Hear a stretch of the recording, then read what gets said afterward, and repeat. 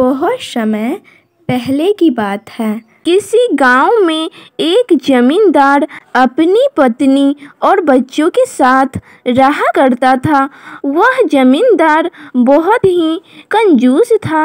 वह जमींदार खेत जोतने के काम में जिसे रखता था, वह कुछ समय बाद ही काम छोड़कर भाग जाता था, क्योंकि जमींदार उससे बहुत काम लेता था। नौकर सुबह उठकर ही जमीन जोतता, बीज बोता, पौधों में पानी डालता और इन सब कामों के लिए वह केवल खाने भर को ही देता था। फसल कट जाने के बाद वह उन नौकरों को खाने को भी कुछ न देता था। इस जमींदार की कंजूसी के बारे में गांव भर में चर्चा होती थी।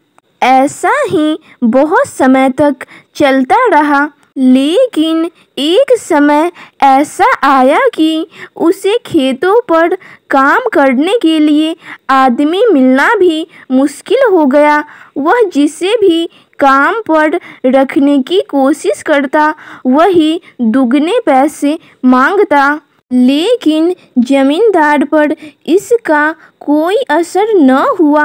उल्टे वह बेचारे मजदूरों का वेतन काट लेता था।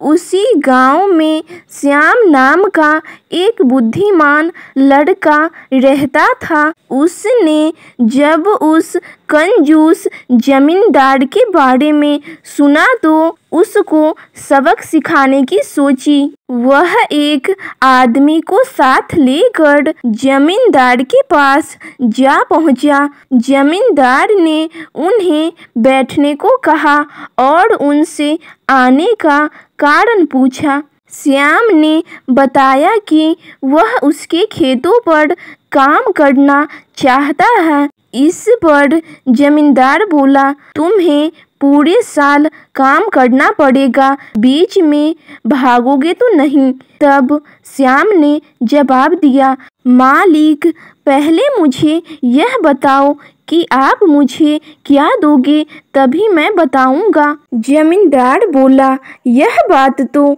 मैं तुम्हारा काम देखकर ही तय करूंगा।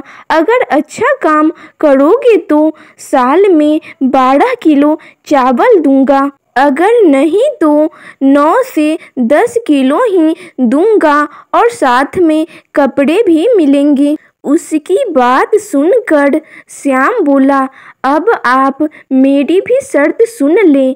मुझे मालूम है कि आप मजदूरों को कम खाना और कम मजदूरी देते हैं, इससे वे काम छोड़कर भाग जाते हैं, लेकिन मैं भागने वाला नहीं हूँ। इसीलिए मुझे साल में एक बीज धान का देना, जिसे नीची ज़मीन में मैं खुद लगाऊंगा, और एक बीज गेहूं का देना, जिसे मैं ऊंची ज़मीन में लगाऊंगा।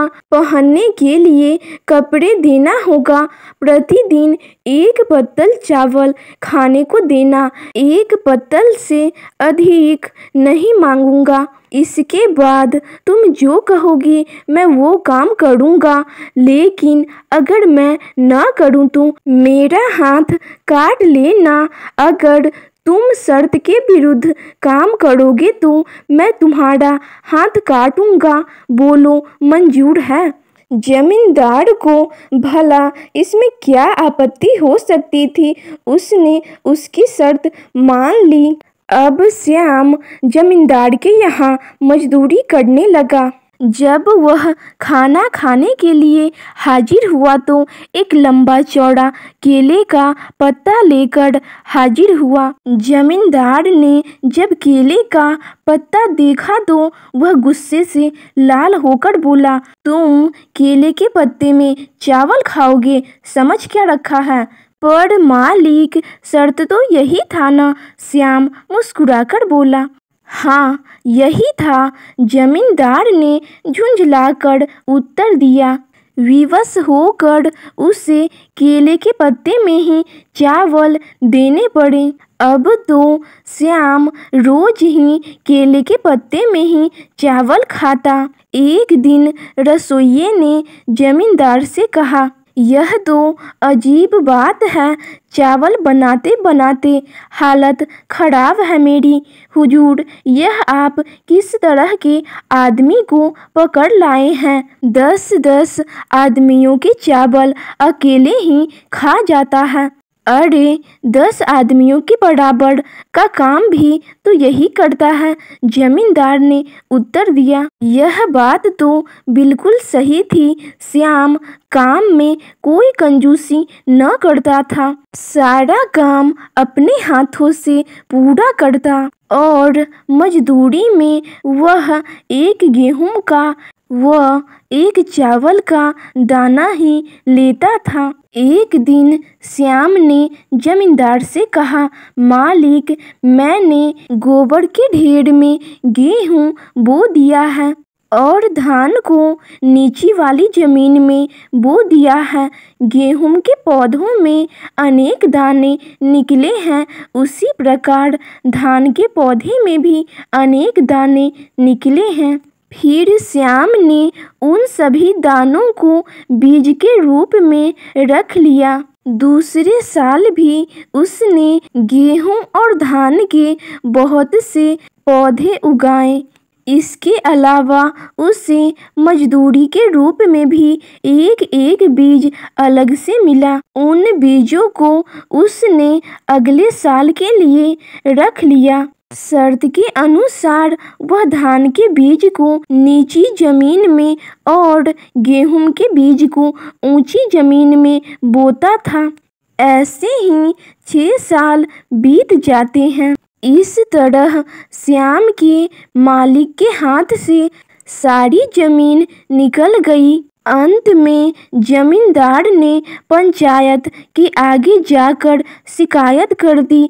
तब श्याम को बुलवाया गया। श्याम पंचायत में हाजिर हुआ। गांव वालों ने श्याम को समझाते हुए कहा कि इस बार जमींदार को माफ कर दो, उसे बहुत बड़ा दंड मिल चुका है। श्याम ने कहा, इन्होंने गरीबों को बहुत सताया है, उन्हें भरपेट खाना तक नहीं दिया, दंड तो इन्हें मिलना ही था। अरे नहीं नहीं बेटा, इनको थोड़ी सी जमीन तो दे ही दो, एक बूढ़े गांव वाले ने श्याम को समझाते हुए कहा।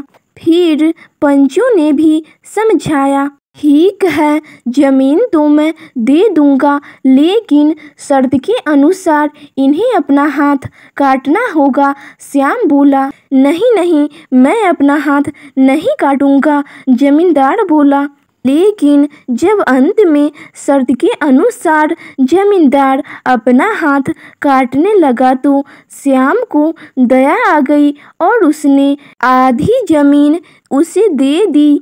उस दिन के बाद से जमींदार एकदम से बदल गया।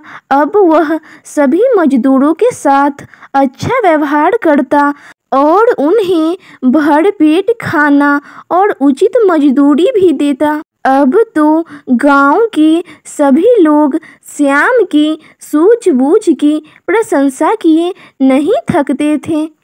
तो आपको यह कहानी कैसी लगी कमेंट सेक्शन में ज़रूर बताइएगा। और अगर आप हमारे चैनल पे पहली बार आए हैं तो चैनल को सब्सक्राइब करना मत भूलिएगा एंड वीडियो को अपने दोस्तों के साथ शेयर करना भी मत भूलिएगा। और अभी तक आपने वीडियो को लाइक नहीं किया है तो लाइक भी कर दीजिए। तो मिलते हैं नेक्स्ट वीडियो में, तब तक के लिए thanks for watching this video.